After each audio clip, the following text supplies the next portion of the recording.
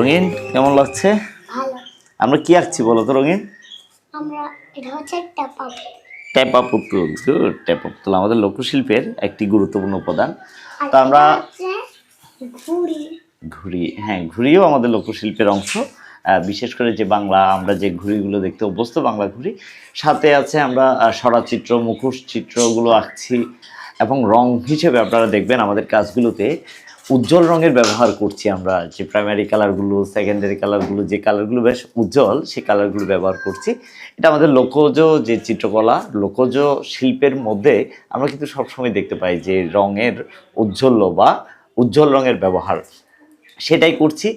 এবং আমরা আকার আকৃতি গড়নগুলোও চেষ্টা করছি হচ্ছে লোকজ ঢঙে করার। তো আপনারা আমাদের চারপাশে দেখতে পাচ্ছেন আমরা যে বিভিন্ন মোটিভগুলো করছি, ঘোড়ার মোটিভ, এই যে লোকজ স্টাইলে করা, তারপর আমাদের এই যে ঘোড়ার মোটিভ আছে, টেপা পুতুলের আছে, মুখোশ চিত্রগুলো আছে। বেশিরভাগই আমাদের আমাদের জুয়েল হার্ডওয়ার্ক করছে, শুরু থেকে ড্রয়িংগুলো করছে, রেফারেন্সগুলো আমরা চেষ্টা করছি কালেক্ট করার বিভিন্ন সোর্স থেকে, দেন সেগুলো অ্যাপ্লাই করে আমাদের বিভিন্ন এই যে থার্মোকলের মধ্যে করছি আমরা, থার্মোকল বা ককশিট বলে যেটাকে আমরা চিনি, ককশিটে করার ট্রাই করছি কাজগুলো।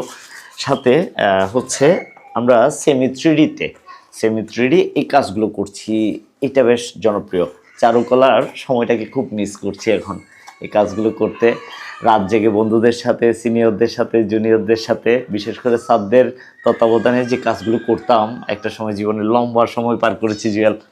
সো এই জিনিসটাকে খুব মিস করছি আর কি, বিশেষ করে চারুকলার বন্ধুদের। চারুকলার নববর্ষ, বর্ষবরণ মানেই হচ্ছে বাঙালির আবেগ, অনুভূতি। তো সেই জায়গা থেকে আসলে কাজগুলো করছি। এখনও চারুকলা অনুষঙ্গ হয়ে আছে জীবনের। তো বাংলা নববর্ষের অগ্রিম শুভেচ্ছা সকলকে। দেখা হচ্ছে বাংলা বছরের প্রথম দিন। তো সবাইকে আমাদের পক্ষ থেকে শুভ নববর্ষ।